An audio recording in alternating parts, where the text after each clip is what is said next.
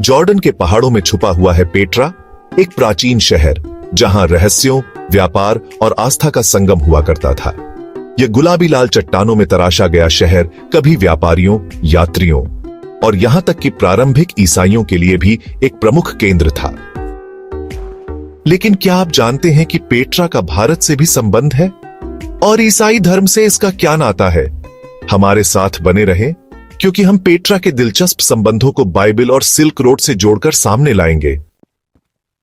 Petra सिर्फ व्यापारियों का शहर नहीं था, यह आस्था का भी शहर था।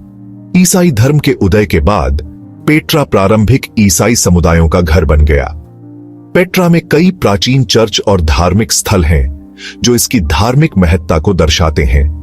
यहां के बीजांटिन मोज़ेक और चट्टानों में कटे मकबरे इस बात का प्रमाण है कि यह शहर धार्मिक गतिविधियों का केंद्र था।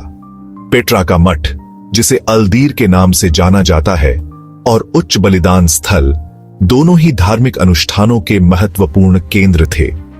इन स्थलों पर होने वाले अनुष्ठान और पूजा पाठ पेट्रा की धार्मिक धरोहर को और भी समृद्ध बनाते हैं। पेट्रा का खजाना, अल खजनेह और महान मंदिर भी धार्मिक दृष्टिकोण से महत्वपूर्ण थे। इन स्थलों पर न केवल व्यापारिक गतिविधियां होती थीं, बल्कि धार्मिक अनुष्ठान भी संपन्न होते थे। पेट्रा में पाई गई प्राचीन शिलालेख और धार्मिक ग्रंथ इस बात का प्रमाण है कि यहाँ के लोग धार्मिक रूप से कितने समर्पित थे। यहाँ के पवित्र जल चैनल भी धार्मिक अनुष्ठानों का हिस्सा थे।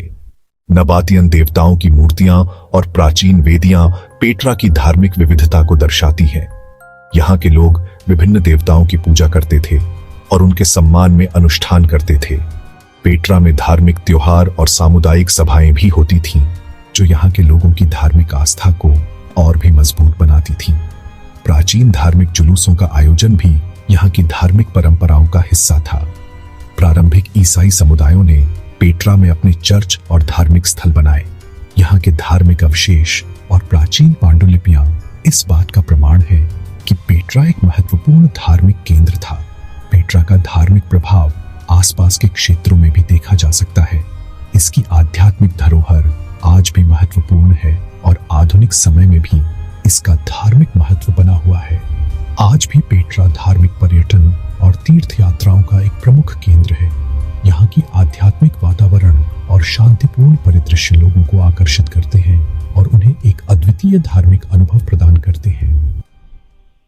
चौथी और 5वीं शताब्दी ईस्वी में पेट्रा में ईसाई चर्चों का निर्माण हुआ, जिनमें प्रसिद्ध पेट्रा चर्च भी शामिल है, जहां आज भी खूबसूरत मोजाइक संरक्षित हैं।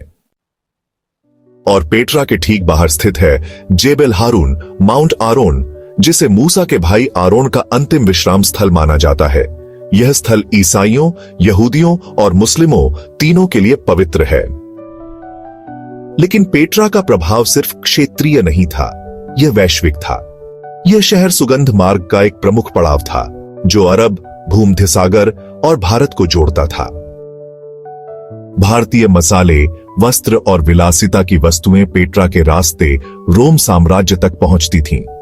बदले में अरब की सुगंधित धूप और भूमध्य सागरीय वस्तुएं पूर्व की ओर भारत तक जाती थीं।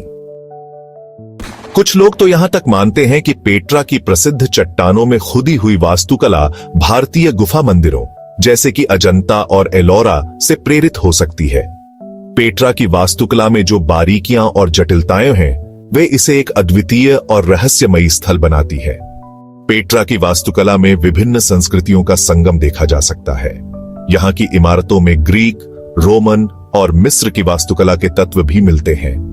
पेट्रा के निर्माण में उपयोग की गई तकनीकें और सामग्री भी बहुत ही रोचक हैं। यहाँ की इमारतें मुख्यतः बलुआ पत्थर से बनी हैं, जो न केवल सुंदरता प्रदान करता है, बल्कि इसे समय की मार से भी बचाता है। पेट्रा की वास्तुकला में जल प्रबंधन प्रणाली भी एक महत्वपूर्ण भूमिका निभाती है। यहाँ के निवासियों ने जल संचयन और वितरण के लिए जटिल नहरों और जलाशयों का निर्माण किया था, जो आज भी देखने लायक है। पेट्रा की वास्तुकला न केवल अपनी सुंदरता के लिए प्रसिद्ध है, बल्कि इसके पीछे की तकनीकी कुशलता और नवाचार के लिए भी जानी जाती है। यह स्थल आज भी वास्तुकला के छात्रों और इतिहासकारों के लिए एक महत्वपूर्ण अध्ययन का विषय है। पेट्रा की वास्तुकला का प्रभाव आज भी देखा जा सकता है। आधुनिक वास्तुकला में भी पेट्रा की शैली और तकनीकों का उपयोग किया जा रहा है, जो इसे एक कालजयी धरोहर बनाता है। पेट्रा की वास्तुकला का अध्ययन हमें यह समझने में मदद करता है कि प्राचीन सभ्यताएं कितनी उन्नत थीं और उन्होंने अपने समय में किस प्रकार के नवाचार किए थे। यह स्थल हमें अपने अतीत से जोड़ता है और हमें प्रेरित करता है कि हम भी अपने समय में कुछ अद्वितीय और स्थायी निर्माण करें। पेट्रा की वास्तुकला का यह सफर हमें यह सिखाता है कि सृजनात्मकता और नवाचार की कोई सीमा नहीं होती। यह स्थल हमें यह याद दिलाता है कि मानव सभ्यता ने हमेशा से ही अपने समय की चुनौतियों का सामना करते हुए अद्वितीय निर्माण किए हैं।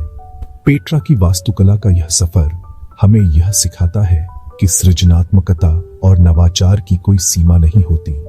यह स्थल हमें यह याद दिलाता है कि मानव सभ्यता ने हमेशा से ही अपने समय की चुनौतियों का सामना करते हुए अद्वितीय निर्माण किए हैं। तो फिर क्या हुआ? समय के साथ व्यापार मार्गों में बदलाव और प्राकृतिक आपदाओं के कारण पेट्रा का पतन होने लगा। 7वीं शताब्दी तक यह शहर लगभग वीरान हो चुका था और समय की रेत में खो गया। लेकिन आज पेट्रा फिर से जीवंत है, यात्रियों, इतिहासकारों और खोजकर्ताओं के लिए, जो इसकी छुपी हुई कहानियों को उजागर कर रहे हैं। एक शहर जो कभी ईसाई धर्म और भारत को जोड़ता था, आज इतिहास और आश्चर्य के माध्यम से पूरी दुनिया को जोड़ रहा है। क्या पेट्रा के ये संबंध आपको चौंकाने वाले लगे? हमें कमेंट्स में बताइए। और यदि आपको यह ऐतिहासिक यात्रा पसंद आई तो लाइक करें, सब्सक्राइब करें और नई वीडियो के लिए बेल आइकन दबाना न भूलें।